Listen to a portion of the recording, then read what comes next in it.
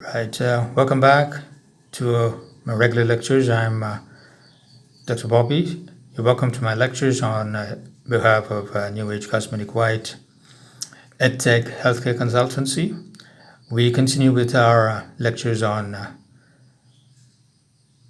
decoding the genetic informations. This as part of biochemistry. This is the third topic, which is in relation to protein synthesis and processing. Right. So our previous lecture was on the same, so I'm back at the start of the topic. So to give you continuity, decoding the genetic information. There are 20 amino acids in proteins, but only 4 different bases in the mRNA. So one base of a nucleic acid cannot code for a single amino acid when making a protein. During translation, the bases of mRNA are read off in groups of 3, which are known as codons. Each codon represents a particular amino acid. 4 different bases give 64 possible groups of 3 bases. That is, there are 64 different codons in the genetic code. Because there are only 20 different amino acids, some are encoded by more than one codon. In addition, 3 of the codons are used for punctuation. Those are the non-stop stop codons that signal the end of a polypeptide chain. Figure 1306 shows nature's genetic code. And to sum up to add to the side notes, each amino acid is a protein is encoded by 3 bases in the DNA or RNA sequence. The anticodon of tRNA recognizes the codon on mRNA. And continuing with the main subject. To read codons, tRNAs recognize the codon on the mRNA at one end. Each tRNA has an anticodon consisting of 3 bases that are complementary to the 3 bases of the corresponding codon on the mRNA. The codon and anticodon recognize each other by base pairing and are held together by hydrogen bonds, figures 1307. At its other end, each tRNA carries the amino acid encoded by the codon it recognizes. This amino acid is sometimes known as a tRNA's cognate amino acid. Just a sec before we proceed, we'd like to give our special thanks to the author of this book, which is, I see is title is Clark 2019. A courtesy to the author of these notes in chemistry, which is being so good, and which is copyrighted by 2019's Elsevier for molecular biology. Thank everyone for having given us the chance to read. These are to students who cannot afford to study such expensive notes, so I'm just doing it on my behalf.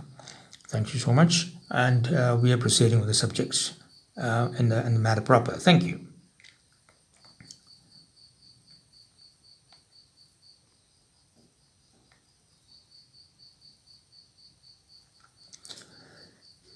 The genetic code is not quite universal. Despite this, the term universal genetic code is used to refer to the codons table shown in 1306, since it applies to almost all organisms. And rarely exceptions to the code are found in some protozoans and mycoplasmas, and in the mitochondrial genome of animals and fungi, 1302. Mycoplasmas are parasitic bacteria with unusually small genomes. Paramecium and euploids are sided protons, and Candida is a type of yeast. These important terminologies, as usual, for each page. Anticodon. Please note these down or write it down or take screenshots, please. They could be very helpful when you try to write your exams or give an interview or a viva voce, as you would say, when you're studying. The anticodon is a group of 3 complementary bases on tRNA that recognize and bind to a codon on the mRNA. Codon, group of 3 RNA or DNA bases that encodes a single amino acid. Genetic code, system for encoding amino acids as groups of 3 bases codons of DNA or RNA. Stop codon, codon that signals the end of a protein. Sulfonyl group is SH, that's chemical group of sulfur and hydrogen. Universal genetic code, version of the genetic code used by almost all organizations. And the side note there, if I start any, this one. Each tRNA carries one particular amino acid. Now on to the table for amino acids and the properties. Alanine is hydrophobic, arginine is basic, Asparagine is neutral polar. Aspartic acid is acidic. Cysteine is hydrophobic. Glutamic is acidic, and the rest that you can see here, please take screenshots and read through. And the figure 1306 with the genetic code, the 64 codons as found in mRNA are shown with their corresponding amino acids, right? And as usual, bases are read from 5' to 3', so that the first base is at the 5' end of the codon. 3 codons, UAA, UAG, and UGA, have no cognate amino acid, but signal stop. A UG encoding methionine and less often GUG encoding valine act as start codons. To locate a codon, find the first base in the vertical column on the left, the second base in the horizontal row at the top, and the third base in the vertical column on the right. So you have first base, second base, and third base. U, U, and U. So that's phenyl. Likewise, all right? And note that there is no general mitochondrial genetic code. Although fungal and animal mitochondria are, and animal mitochondria share similarities, example UGA or tryptophan, there are also differences in fungi, but low in mammals. Mammalian mitochondria also have a reduced set of tRNAs that result in the increase in the number of RNAs that read multiple codons. However, plant mitochondria and chloroplasts use the universal genetic code. Side note here says minor variations in the genetic codes are found in mitochondria and certain macroorganisms. Right, and following going to the next page, here is a diagram that you need to take a screenshot of, right? And transfer RNA recognizes codons, and several tRNAs are bound to mRNA codons by the anticodons. Each tRNA carries a different amino acid at the end of the adaptive stem. This diagram is intended to show the principle of mRNA decoding. It does not illustrate the actual mechanism of protein synthesis. In real life, the codons are contiguous, and there are no spacers in between, and only 2 tRNAs are bound at any given time. So exceptions to the universal genetic code would be exceptions in the chromosomal genome, is codon the UGA, UAA, UAG, and the CUG. And the details are given here. Exception in the mitochondrial genome is also given here. Please take screenshots. Let me read out the notes out there below the table. The transfer RNA forms a folded L shape with modified bases. Transfer RNA molecules are about 80 nucleotides in length. About half the bases are paired to form double helical segments. A typical tRNA has 4 short-based paired stems and 3 loops, figure 1308. This is shown best in the clover leaf structure, intended to reveal details of the base pairing, which shows the tRNA spread out flat in only 2 dimensions. Such a diagram is sometimes called a secondary structure map. And the tRNA is in reality folded up further to give an L-shaped 3D structure in which the C loop or T loop and the D loop are pushed together. The anticodon and the attached amino acid are located at the 2 ends of the L structure. Different tRNA molecules vary considerably in sequence, but they all conform to this small overall structure. Variations length from 73 to 93 nucleotides occur due mostly to the variable loop. The acceptor stem is made by pairing the 5' end, which almost always ends in G and is phosphorylated, and the 3' end, which ends in CCAOH, box 13.01, where the amino acid is bound to the 3' hydroxyl group of the adenosine at the free end, 3' end of the acceptor stem. The anticodon is about halfway around the sequence. Continuing, before that, let me read the 3 terminologies here and related phrases, or as you may call it. Acceptor stem is base paired stem of tRNA to which the amino acid is attached, and Anticodon loop is the loop of tRNA molecule that contains the anticodon. Clover leaf structure, sturdy structure showing base pairing in a tRNA molecule. Going on to the figure here. It's an amino acid attachment site with a 3' end with hydroxyl group and the 5' end with the phosphate group going down there. You need to see these, right? And please take screenshots. I'll be reminding you every now and then to take screenshots because they're very important. A planar view. A secondary structure of a tRNA shows its cloverleaf structure comprised of the 3' and 5' acceptor stem, the T or T psi C and D loops, and the anticodon loop, a variable loop, which varies in length in different tRNA molecules, is also found. B. The folded tertiary structure configuration resembles an L. And the other two loops of tRNA are named after modified bases. In the middle, the anticodon is always preceded on the 5' side by 2 pyrimidines and followed by a modified purine. The other two loops of tRNA are named after modified bases. These bases are modified after the RNA has been transcribed and especially common in tRNA, although they are almost also found in other classes of RNA.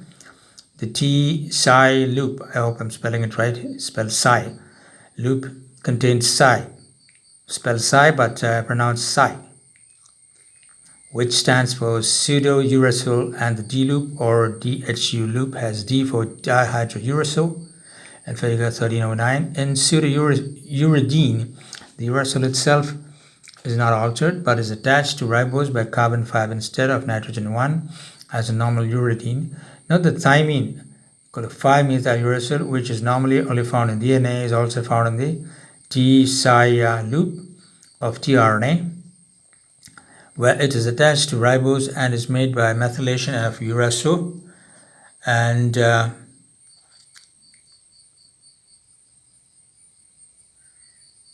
after transcription. In addition to uracil, guanine, adenine, and cytosine may also be modified by methylation. Other modifications include inosine, which is a nucleotide with a base called hypoxanthine. However, it is written as I in sequences and sometimes called I base to avoid confusion. Similarly, the bases of quiosine and yosine are referred to as Q base and Y base. Methylation of bases prevents pairing, of certain bases and also aids binding of ribosomal proteins. The modified bases are required for proper folding and operation of the tRNA. For example, the T psi loop, T psi C loop, and the D loop are needed for binding to the ribosome and other protein factors involved in translation. The side note reads, some bases are chemically modified after RNA has been transcribed. Modified bases are especially common in tRNA. Modified base, nucleic acid base that is chemically altered after the nucleic acid has been synthesized. An inosine, an unusual modified nucleoside derived from guanosine. Right? The box 1301 is CCA-OH tails of tRNA. Not every tRNA gene encodes the CCA tail. In some higher organisms, a special enzyme called the CCA adding enzyme adds 5' CCA 3' after transcription is complete. CCA adding enzyme is found in bacteria and functions to repair any tRNA that has been degraded by nucleases. Even though most eubacterial tRNA genes encode the CCA tail, the crystal structure of CCA adding enzyme shows that it is quite a remarkable enzyme.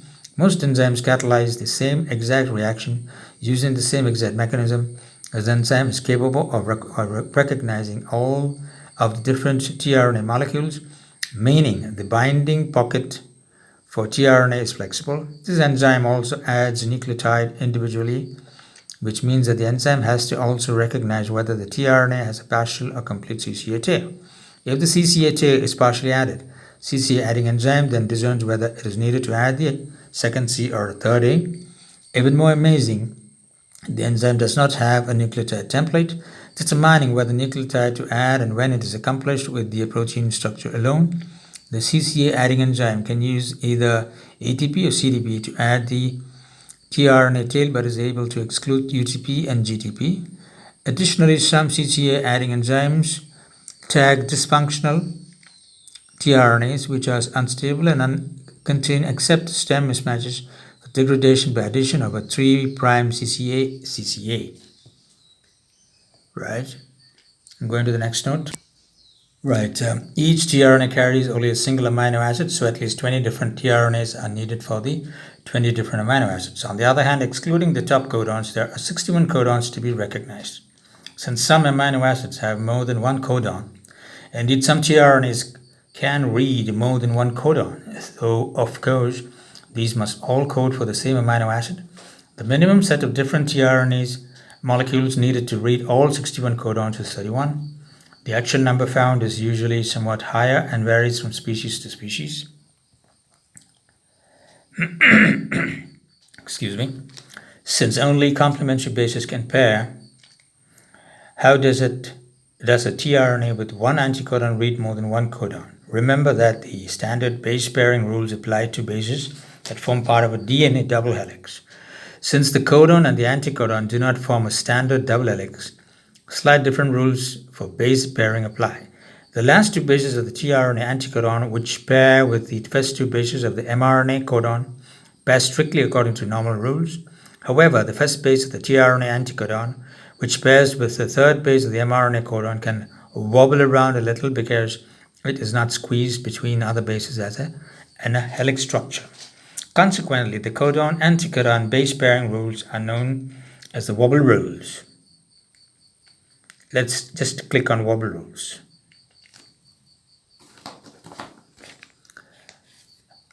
It is the first codon base. If the first codon base is G, it can pair with C as usual or in a wobble mode with U.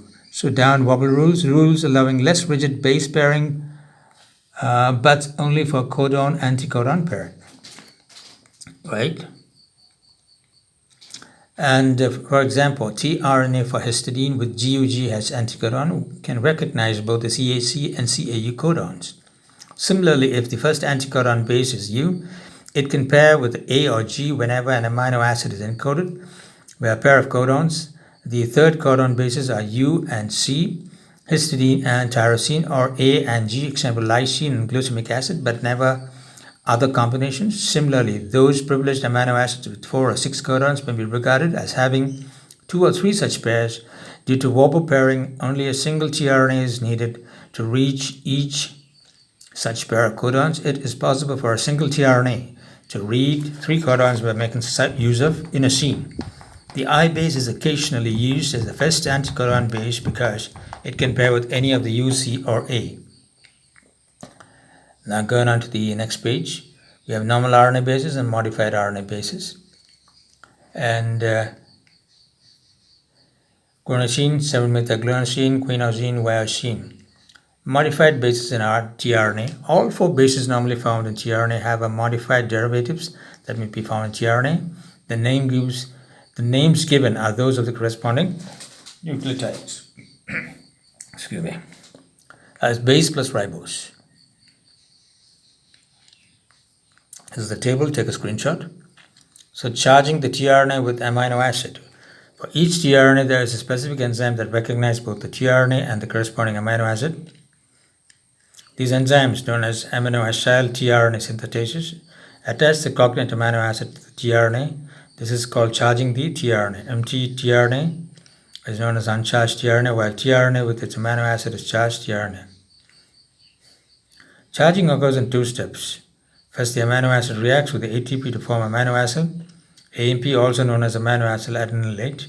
Next, the amino acid group is transferred to the 3' end of the tRNA. Amino acid plus ATP gives amino acyl AMP plus PPI. Amino acyl AMP plus tRNA gives amino acyl tRNA plus AMP. The amino acid tRNA synthetases are highly specific for both the correct amino acid and the correct tRNA. In some cases, they recognize the correct tRNA by its anticodon, and in others by the sequence of the acceptor stem. Some amino acid tRNA synthetases recognize Both regions of the tRNA shows an amino acid acyl tRNA synthetase bound to its cognate tRNA. A specific enzyme called amino acid tRNA synthetase attaches the correct amino acid to the correct tRNA. For the ribosome, the cell's decoding machine. The decoding process is carried out by the ribosome, a submicroscopic machine that binds mRNA and charged tRNA molecules. The mRNA is translated into protein starting at the 5' end. After binding to the mRNA, the ribosome moves along it, adding a new amino acid to the growing polypeptide chain each time it reads a codon. Each codon on the mRNA is actually read by an anticodon on the corresponding tRNA, and so the information in the mRNA is used to synthesize a polypeptide chain from the amino acids carried by the tRNAs. The ribosome and its components were originally analyzed by ultracentrifugation. Consequently, sizes are referred to in Svedberg units or S value, which measures sedimentation velocity. Although higher S values indicate larger particles, the S value is not directly proportional to molecular weight. The bacterial 70S ribosome consists of the two subunits, the 50S or large subunit and the 30S or small subunit. Eukaryotic 80S ribosomes are somewhat larger, consisting of 60S and 40S subunits, which will be discussed later. The bacterial ribosome contains 3 RNA molecules, rRNA molecules that make up 2/3 of weight. Its weight and about 50 smallish proteins that make up the remaining third. Aminoacyl tRNA synthetase, enzyme that attaches an amino acid to tRNA. Bacterial 70S ribosome, type of ribosome found in bacterial cells. Charged tRNA with an amino acid attached. Eukaryotic 80S ribosome, type of ribosome found in cytoplasm of eukaryotic cell and encoded by genes in the nucleus.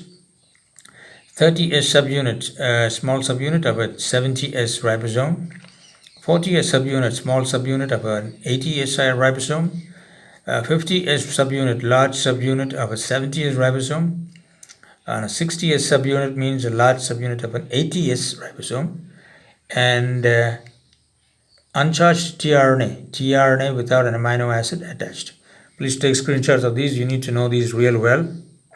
See, there are a lot of differences when you, with the reference. 50S subunit refers to it actually means large subunit of a 70S ribosome.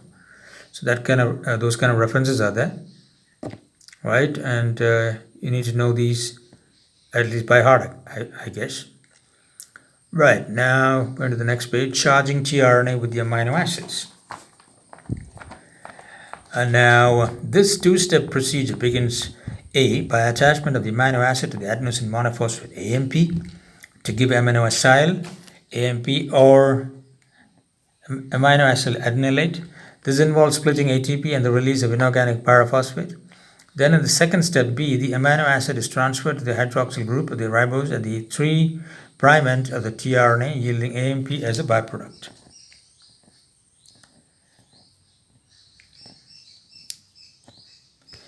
Figure 13.11 is about glutamine tRNA bound to its aminoacyl tRNA synthetase. So structure of glutaminyl tRNA synthetase bound to tRNA, I think it's glycine, or GLN, let's say GLN, and the glutaminyl adenylate analog. The analog is in orange and is shown in a space filling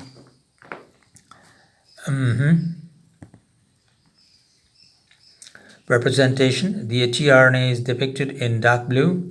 Domains of this enzyme are color-coded as follows. And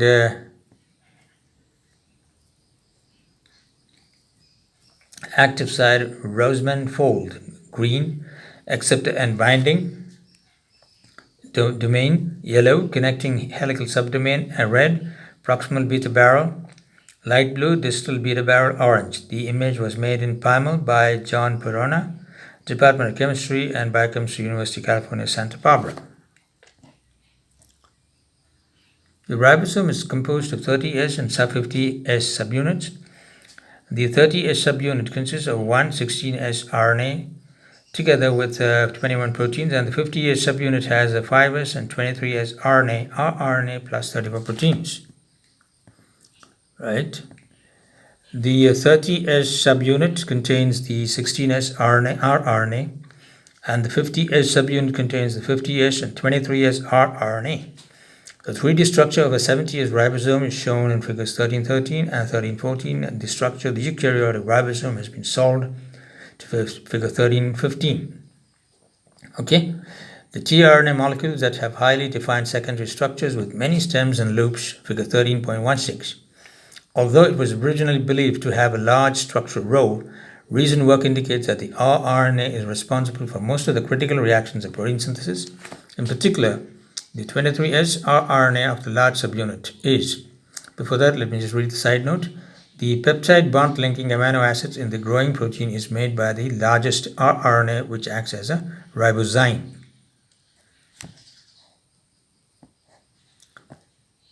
"3D structure of a ribozyme by electron microscope. This structure was deduced from negatively stained electron microscope images of a bacterial 70S ribosome." Good. Take screenshots. The ribozyme that catalyzes synthesis of the peptide bonds between the amino acids. It is the peptidyl transferase, and the X-ray crystallography of the 50S subunit has shown that no ribosomal proteins are close enough to the catalytic center to take part in the reaction. Alteration by mutation of the catalytic residues in typical ribozymes either abolish activity completely or reduced it by manyfold. However, the peptidyl transferase center of 23S rRNA behaves in an atypical manner. Alteration of A2451 or G2447 E. coli numbering does not greatly reduce catalytic activity, although these residues are present in the catalytic center. These results suggest that the ribosome does not operate via direct chemical catalysis. Rather, the ribosome acts by correctly positioning the two substrates, the activated amino acid tRNA, then reacts spontaneously with the end of the growing polypeptide chain. 5. 3 possible reading frames exist. Before mRNA is translated into protein, the issue of reading frame must be dealt with. The bases of mRNA are read off in groups of 3, with each codon corresponding to one amino acid. But how is the sequence divided into codons? For any given nucleotide sequence, there are 3 alternatives depending on where the start is considered to be. Consider the following sequence. And let's note the points, important phrases and terminologies. Peptidyl transferase, enzyme activity on the ribosome that makes peptide bonds. Actually 23S rRNA, bacterial, or 28S rRNA, eukaryotic. Reading frame, one of the 3 alternative ways of dividing up a sequence of bases and DNA or RNA into codons. Figure 13.14 shows the 3D structure of a ribosome by X-ray. Right? Well, views of the structure of the thermus thermophilus 70S ribosome A, B, C, and D are successive 90-degree rotations about the vertical axis. Right? A, view from the back of the 30S subunit. H, head P, P is for platform, N for neck, and B for body. View from the right hand side showing the subunit interface cavity with 30S subunit on the left and 50S on the right. The anticodon arm of the ATRNA goal is viable in the interface cavity. A view from the back of the 50S subunit EC, the end of the polypeptide exit channel D, view from the left hand side with the 50S subunit on the left and the 30S on the right. The anticodon arm of the eTRNA. Red is partly visible. The different molecular components are colored for identification. Cyan, 16S rRNA, gray, 23S rRNA, light blue, 5S rRNA, dark blue, 30S proteins, magenta, 50S proteins. This is actually taken by Yusupov et al. So all credits to them. Thank you for sharing this with us. Crystal structure of the ribosome at 5.5 angstrom resolutions. Thank you so much. And from I think it's edited from Science 292, 2001. Thank you. 15, 13.15, 3D structure of eukaryotic ribosome. The crystal structure of the eukaryotic ribosome. Image from RCSP, PDB. Next is the secondary structure of an rRNA. The 16S rRNA from the small ribosomal subunit of E. coli is complex with extensive secondary structure forming loops and stems. Red indicates region of base pairing. If we started base number 1, we get the following codons. If translated, this would give the following amino acid sequence. If we start at base number 2, we get the following codons. If translated, this would give the following amino acid sequence. And if we start at base number 3, we get the following codons. If translated, this would give the following amino acid sequence. And since the genetic code is read in groups of 3 bases, any nucleic acid sequence contains 3 possible reading frames. So each set of codons gives a translation completely out of step with each of the others. These 3 possibilities are known as reading frames. As there are 3 bases in a codon, there are only 3 possible reading frames. Changing the reading frame by 3 or a multiple of 3 provides the same sequence as the first example above. So that means, on the side note, it says, since the genetic code is read in groups of 3 bases, any nucleic acid sequence contains 3 possible reading frames. So any sequence of DNA or RNA beginning with a start codon and which can at least theoretically be translated into a protein is known as open reading frame, often abbreviated to and pronounced ORF. Since ORFs are derived by examining nucleic acid sequences, deciding whether an ORF is a genuine protein coding sequence requires further information. Any mRNA will possess several possible ORFs. The correct one is what matters. Note that the message on an mRNA molecule does not start exactly at the 5' end. Between the F5 end and the coding sequence is a short region that is not translated, the 5' untranslated region, or 5' UTR. Important codes for reference phrases are open reading frame ORF, which means a sequence of mRNA or corresponding region of DNA that can be translated to give a protein. 5' untranslated region of 5' UTR means short sequence at the 5' end of mRNA that is not translated into protein. Sometimes 5' non-translated region of 5' NTR, non-translated region. Hence, the reading frame cannot be defined simply by starting at the front end of the mRNA. One way to define the reading frame is by choosing the start codon. The first codon is almost always AUG encoding methionine. This would define both the start of translation and the reading frame. In the example considered above, there are 3 possible start codons underlined, each of which starts at a slightly different point and gives a different reading frame. The start codon begins the coding sequence and is read by a special tRNA that carries methionine. There's a code there to decipher the start codon. The start codon is chosen. A special tRNA, the initiator tRNA, is charged with the methionine and binds to the AUG start codon.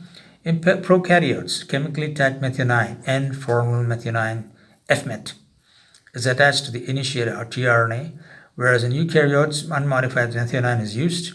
Consequently, all polypeptide chains begin with methionine, at least when first made. Sometimes the initiator methionine in eukaryotes or N-formyl methionine in prokaryotes is snipped off later, so mature proteins do not always begin with methionine. In bacteria, even when the met is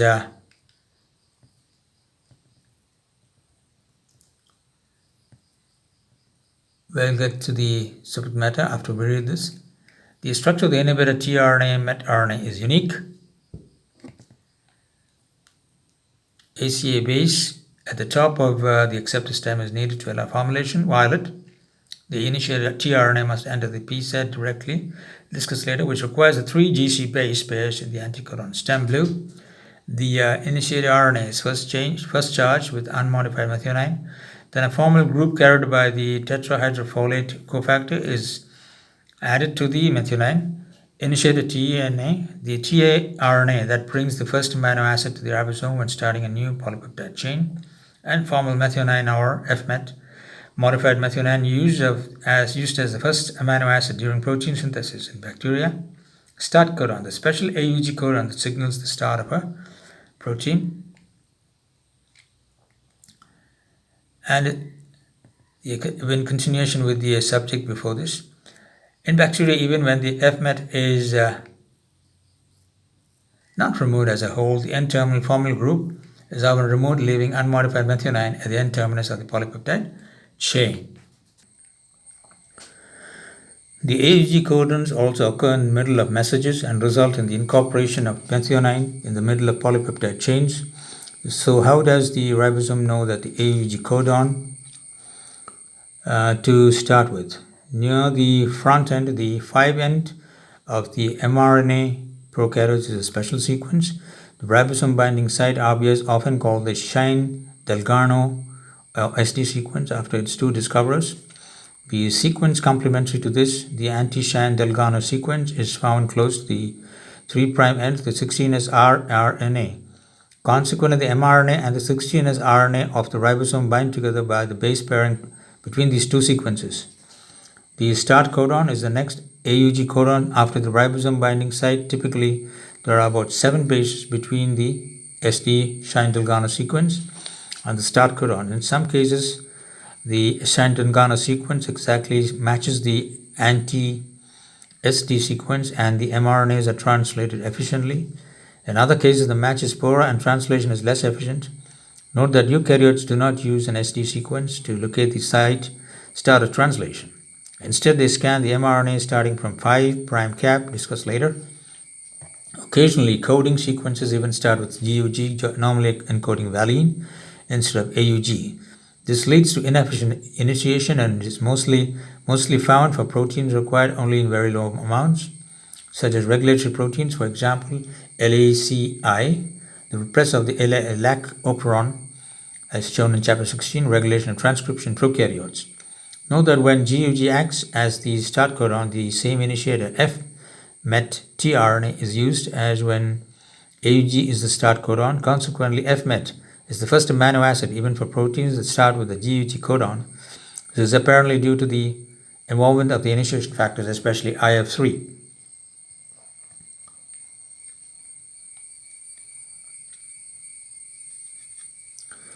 The initiation complex assembles. Before protein synthesis starts, the two subunits of the ribosome are floating around separately because the 16S rRNA with the anti-Shine-Delgado sequence is in the small subunit of the ribosome. The mRNA binds to a free small subunit.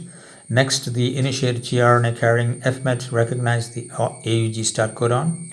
Assembly of this 30 years initiation complex needs 3 proteins, IF1, IF2, and IF3, known as the initiation factor, which help arrange all the components correctly. IF2 physically contacts the start acceptor stem of the FMET tRNA, and this interaction is essential to stabilize the initiation complex. IF3 recognizes the start codon and matching anticodon end of the initiated tRNA. IF3 prevents the 50S subunit from binding prematurely to the small subunit. Anti-Shine-Delgado sequence on 16S rRNA that is complementary to the Shine-Delgado sequence of mRNA. Initiation factors, proteins that are required for the initiation of a new polypeptide chain. Shine-Delgado SD sequence, same as RB sequence, close to the front of mRNA that is recognized by the ribosome, only found in prokaryotic cells. Ribosome binding site, RBS, same as Shine-Delgado sequence close to the front of mRNA that is recognized by the ribosome, only found in prokaryotic cells. 30S initiation complex. Initiation complex for translation that contains only the small subunit of the bacterial ribosome.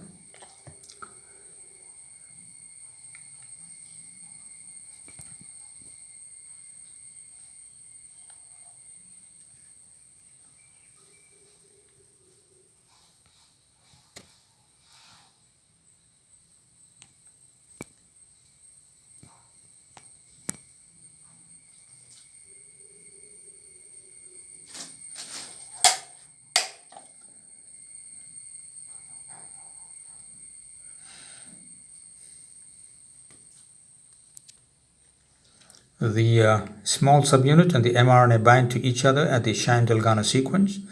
The start codon AUG is just downstream of this site, B. The initiator tRNA becomes tagged with FMET and binds to the AUG codon on the mRNA.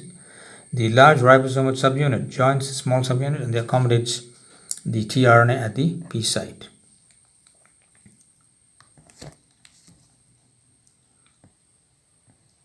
Before the correct initiator tRNA is present, once the 30S initiation complex has been assembled, IF3 departs and the 50S subunit binds IF1 and IF2 are now released, resulting in the 70S initiation complex.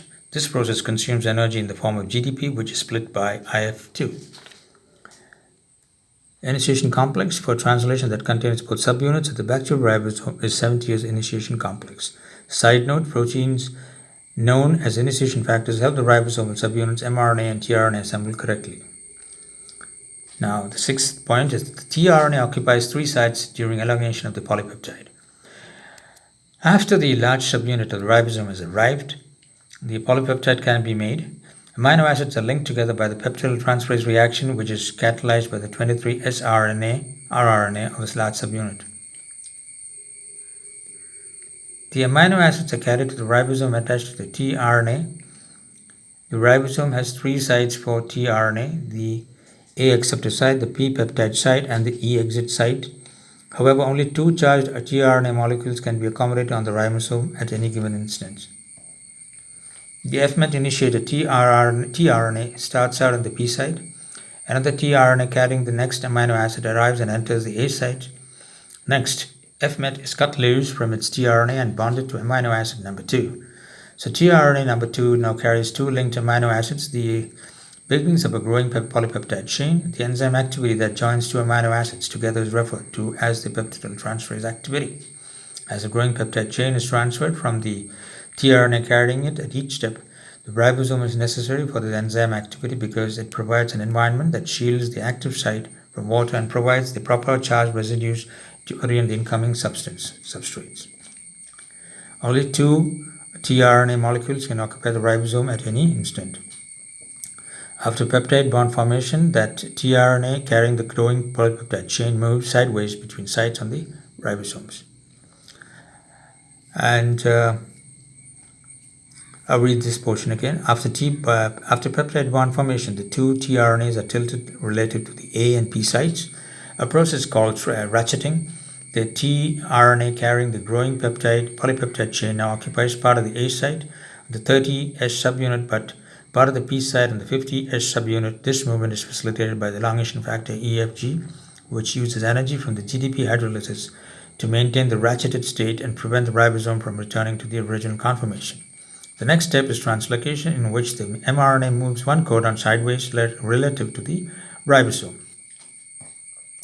The side note reads that peptide bond formation, the tRNA carrying the growing polypeptide chain moves sideways between sites on the ribosome. The next step is translocation, in which the mRNA moves 1 codon sideways relative to the ribosome. In figures 13.21, this moves the 2 tRNAs into the P and E sites, leaving the A site empty. Going back to the important notes before that, to the figure explanation of the figure, overview of the elongation cycle in the ribosome. On the ribosome, the incoming charged tRNA first occupies the A site. The peptide bond is formed between the amino acid at the A site and the growing polypeptide chain at the P site. The uncharged tRNA exits the ribosome. Now, going to the terms and terminologies and phrases. A, acceptor site, binding site of the ribosome for the tRNA that brings in the next amino acid. E, exit site, site in the ribosome that a tRNA occupies just before leaving the ribosome. Elongation factors, proteins that are required for the elongation of a growing polypeptide chain. P, peptide site, binding site on the ribosome for the tRNA that is holding the growing polypeptide chain. Translocation, transport of a newly made protein across the membrane by means of a translocase. B, sideways movement of the ribosome on mRNA during translation. And C, removal of a segment of DNA from a chromosome and its reinsertion in a different place. Now going to the next figure and explanations therein. Elongation factors and site occupancy. The EFT factor helps charged tRNA to occupy the A site. The EFG factor helps translocate the tRNAs from A and P sites to the P and E sites. Respectively, note that during translocation, the tRNA temporarily binds diagonally across two sites. Now, once the two tRNAs are in the E and P sites, EFG exits the complex. This dislodges the tRNA in the E site and relocks the ribosome with tRNA number 2, now in the P site. The A and E sites cannot be simultaneously occupied. Once the previous tRNA has exited, another charged tRNA can enter the A site. As the peptide chain continues to grow, it is constantly cut off by the tRNA holding it and joined instead to the newest amino acid brought by its tRNA into the A site, hence the name acceptor site. This process is repeated for each codon until the stop codon.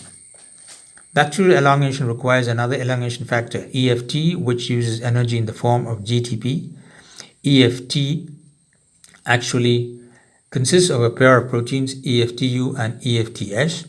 Incoming charged tRNAs is delivered to the ribosome and installed into the A site by elongation factor, EFTU. This requires energy from the hydrolysis of GTP. EFTs is responsible for exchanging the GDP left bound to EFTU for a fresh GTP. Side note reads, the empty tRNA leaves the ribosome at the E site and a new charged tRNA enters at the A site. 6.1. Point number 6.1. Termination of translation and ribosome recycling. Alright, that's the RNA synthesis, I guess. Eventually, the ribosome reaches the end of the message. This is marked by one of three possible stop codons, UGA, UAG, and UAA. As no tRNA exists to read these codons, the polypeptide chain can no longer grow. Instead, proteins known as the release factors RF read stop signals. RF1 recognizes UAA or UAG, and RF2 recognizes UAA or UGA. The completed polypeptide chain is now released from the last tRNA.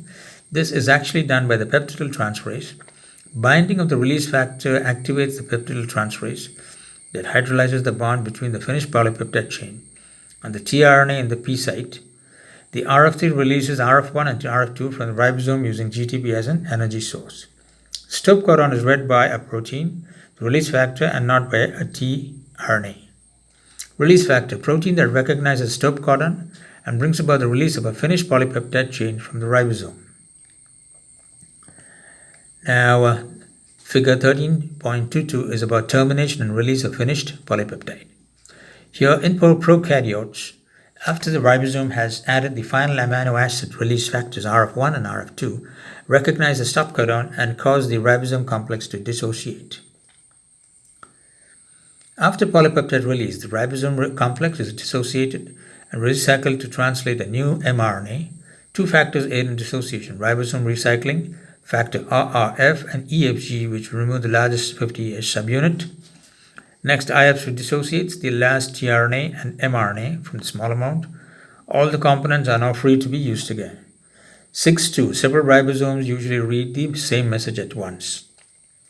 Once the first ribosome has begun to move, another can associate with the same mRNA and travel along behind. In practice, several ribosomes will move along the ribosome release recycling factor RRF. Proteins that dissociate the ribosomal subunits after a polypeptide chain has been finished and released. Alright, carrying on to the next portion. This is a diagram you need to take a screenshot of. Let me read the details of that for you. Figure 13.23, polysome. A single mRNA molecule with several ribosomes. At initiation, the two subunits assemble. During chain elongation, several ribosomes are at different stages in reading the same mRNA message. At termination, the ribosomes complex disassembles. Now continuing the mass subject proper, on the same RNA about 100 bases apart, an mRNA with several attached ribosomes is called a polysome, short for polyribosome. Electron microscope observations have suggested that the polysomes of eukaryotic cells are circular, as seen in figure 13.24. Apparently, the 3' end of the mRNA is attached to the 5' end of protein-protein contact between the poly A binding protein attached to the 3' poly A tail and the eukaryotic initiation factor, EIF4, attached to the cap at the 5' end. In prokaryotic cells such as circularization cannot occur as the 3' end of the mRNA is still being elongated by RNA polymerase while ribosomes have begun translating from the 5' end. 7th point, bacterial mRNA can code for several proteins. In bacteria, several genes may be transcribed to give a single mRNA. The term operon refers to clusters of genes that are code-transcribed. The result is that several proteins may be encoded by the same mRNA.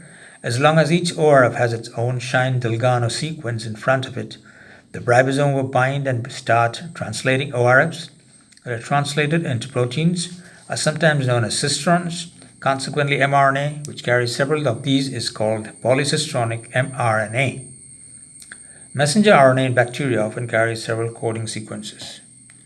These are terms and terminologies and phrases. Operon, a cluster of prokaryotic genes that are transcribed together to give a single mRNA, that is polycistronic mRNA. Polycistronic mRNA is mRNA carrying multiple coding sequences that may be translated to give several different protein molecules only found in prokaryotic bacterial cells. Polysome, group of ribosomes bound to and translating the same mRNA. Figure 13.24, false color TEM of polysome.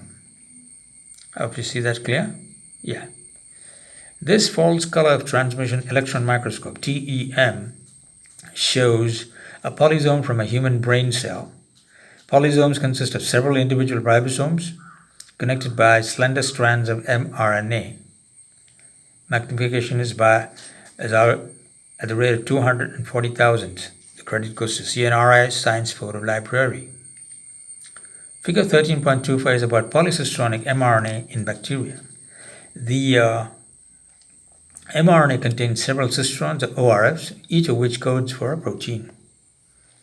In higher organisms, operons are rare and neighboring genes are usually not code-transcribed. Each individual gene is transcribed separately to give an individual molecule of RNA.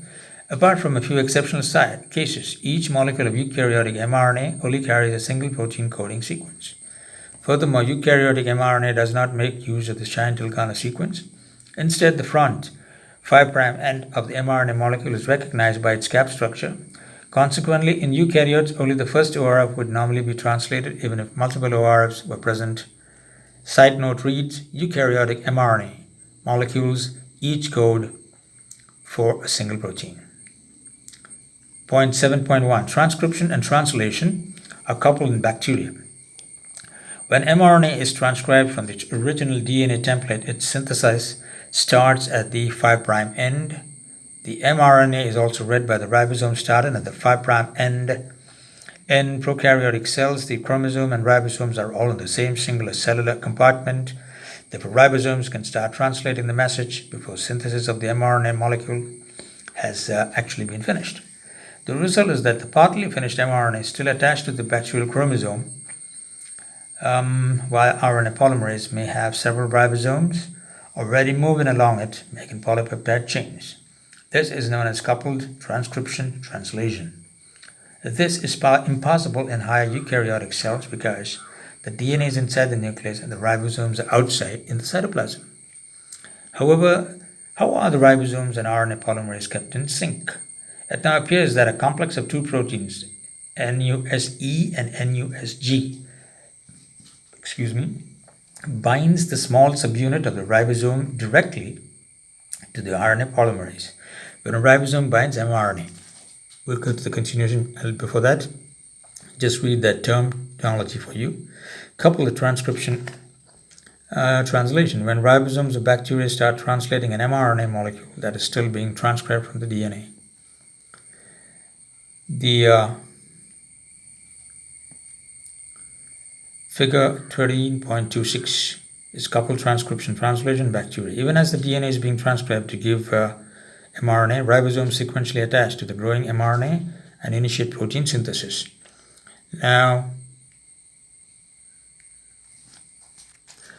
coupled the translation bacteria even as the DNA is being transcribed to give mRNA, ribosomes sequentially hatch to attach the growing mRNA and initiate protein synthesis. This will be continued in the very next lecture. Please stay tuned. Right, and the next is figure 13.27, NS-EG couples transcription with translation. Ribosomes are directly attached to RNA polymerase via the NS-EG complex and begins to make polypeptide chain. This stimulates RNA polymerase. So to increase the speed of RNA synthesis in order to keep up. So welcome to